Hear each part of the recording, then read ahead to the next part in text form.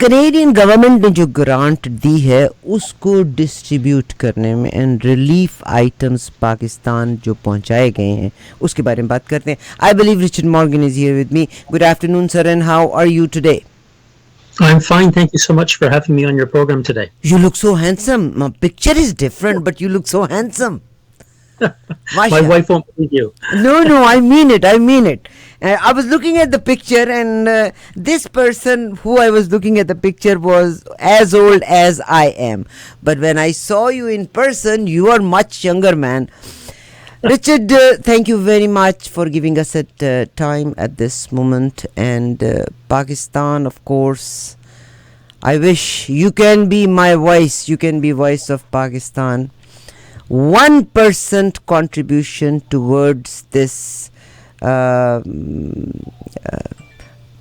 air pollution, and but the punishment what Pakistan got is severe punishment, and this punishment was not for the rich people living in the castles and big homes. This punishment for the poor people, and the most unfortunate next part is some of those, they have lost their land registries, their homes, and now those living in the castles and big homes, they will come and they will grab their little piece of lands as well. Did you have a chance to visit Pakistan, these affected and flooded areas? No, I haven't myself personally. Several of my colleagues, particularly from Islamic Relief and from Action Against Hunger, are in Pakistan and have been sharing with me some of what they've seen and what they've experienced. But no, I'm based here in Canada, coordinating the efforts of our member agencies that are responding to the floods in Pakistan right now. So in other words, this humanitarian coalition is working in collaboration and in association with Islamic Relief Canada. Is that right? Islamic Relief is one of our 12 member agencies. We actually have 9 of our 12 agencies that are responding in Pakistan. Many of them have been in Pakistan for many years, some for decades. And so these 9 of our 12 agencies are the ones who are currently doing both a short-term response and then also which we would call the first phase of response. And then there's a second phase of more recovery. But I would be quick to point out to your earlier comments that it's the communities themselves that are the first responders whenever a crisis hits. It's always the communities themselves where the neighbor helps the other neighbor, providing them shelter or support or food until other help can arrive. So I want to salute the bravery and the courage and the generosity of many people in Pakistan who've been doing everything they can already to help their neighbors and their communities who've been so badly affected. Very well said, Richard, and I thank you very much. We always forget the most important parts of our body to say thanks.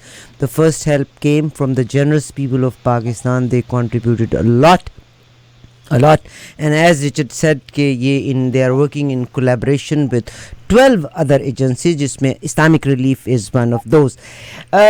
Short term and long term, I understand there is water damage, there is mosquito and dengue afterwards, the shortage of some medicine as well, the tent supply.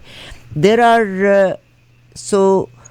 was a news in the beginning that Canadian government will match dollar to dollar.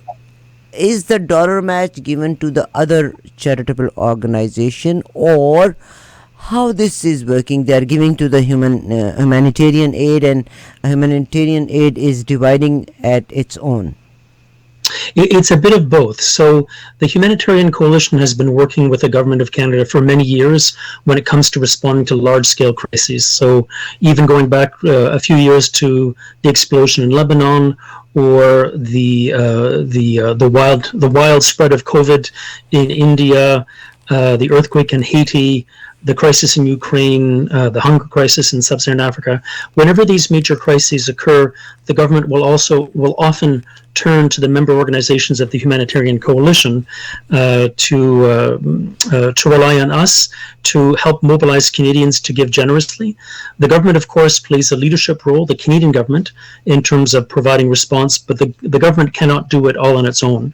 So it asks Canadians to show their support, and it does so through trusted partners donors like the members of the Humanitarian Coalition.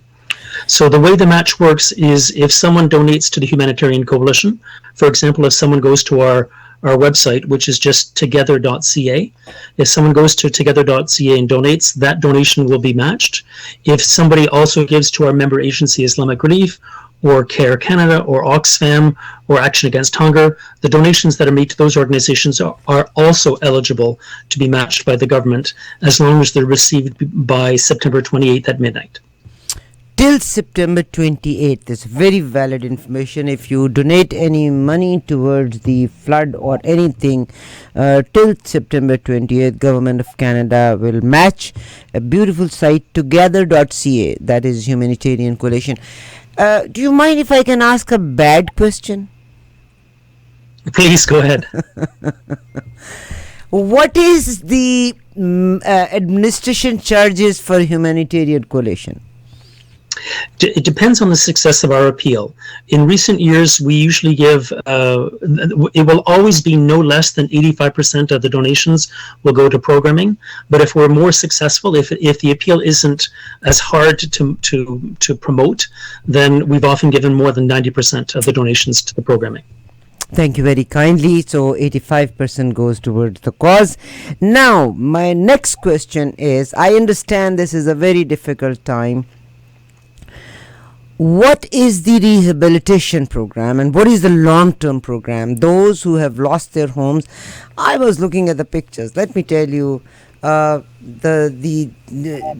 break the queues, and those people, they don't have clothes on their body. Unfortunately, how can somebody expect that they will have a ration card in their pockets? They have lost all their valuables.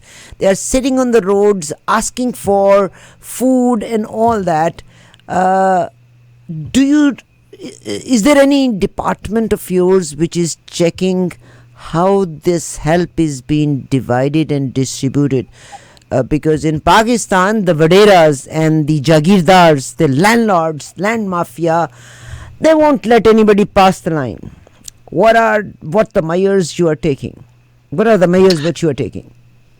Sure. So there are many different ways in which the members are responding. So in some cases, our members will give actual in-kind support. So that could be a food pack, it could be a health kit, it could be potable water, it could be tarps, it could be tents. So sometimes the assistance is in kind directly to the people who are needing it. Sometimes, if the local economy and the markets are accessible, we will also do what we call cash-based grants. So based on what we call the rapid needs assessment and the identification of those who are most in need of support, sometimes cash-based programming is also used to give it directly to the people who are needing it. Ideally, what I wanted to say is I know that many Canadians have felt compelled to go and collect items to send, but I would really encourage people, whether they give to the Humanitarian Coalition or our members or to anyone else, I would really encourage them to make donations of cash instead, because by the time the goods are sent to Pakistan, it can be expensive, and it's not the most effective and efficient way to get the aid to people where they need it the most, and they will be the ones who know best what they themselves need. So where the local markets are functioning, cash-based programming can be a good way of helping to support the circular economy rather than shipping in goods from overseas where possible. Thank you very kindly, but sometimes people, they have lost their faith on. Now to resettle these people, to develop their homes and a small one-room family home, are you planning to take some measures on that?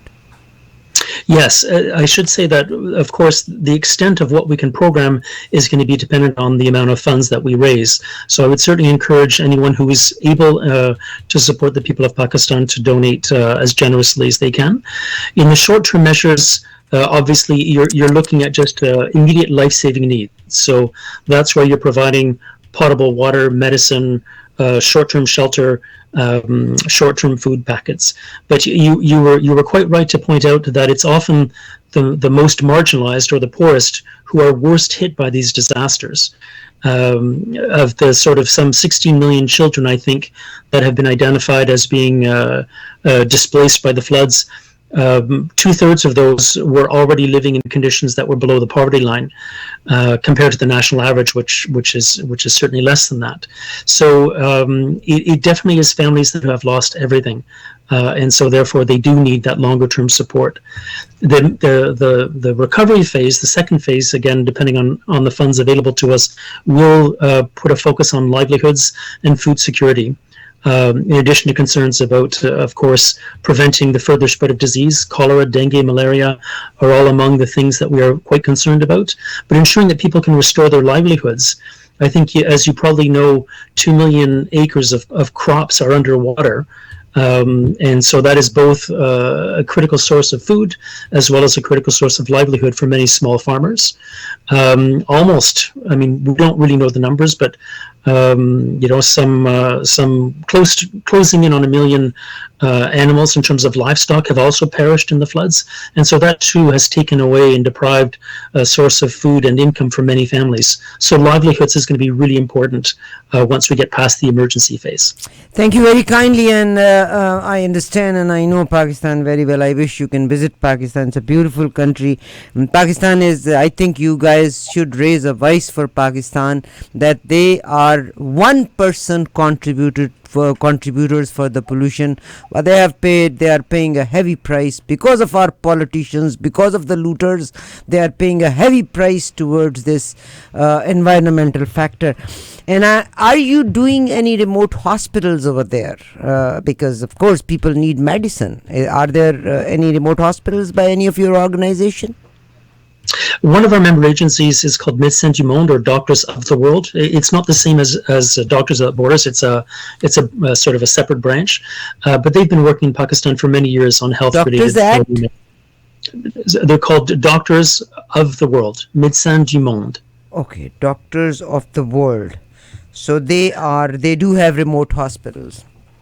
They do clinics and they do mobile support as well. Thank you very much, and I understand you are doing a great job to Pakistan. Thank you very much. Rehabilitation of these people.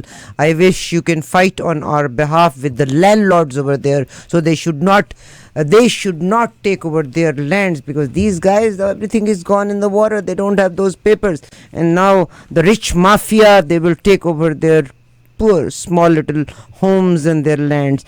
And one more thing what I would request, because these are they taking any photo sessions from the politicians and jagirdars and landlords in those areas by dividing these packets and packages? Do not give them any picture shots. When we do a rapid needs assessment, we identify the families that are needing the support, and so the distribution is directly to those who have been registered to receive the support. It isn't through other intermediaries. We coordinate with the government, but we do not channel through the government. It's not only the government, even in the opposition, though there are people, they just want to cash everything. They want to cash everybody's dead body. You are doing great job. Islamic Relief is doing great job. IDRF is doing great job. Al Khidmat is doing, so these are the people they are working on. The JDC is doing great job, and support them, strengthen them. Indus Hospital को दवाई के लिए पैसे दे दें आप. They are doing great job. Richard, I thank you very much, and I'm old. If I said something which you did not like, do apologize me. No, not at all. So I would rather apologize you directly rather than hurting your feeling and apologizing from God Almighty. No, I appreciate you having me on your program today, and thank you so much for the questions. I just wanted to say you were quite right to mention the terrible challenge of climate change and extreme weather events which Pakistan is suffering from.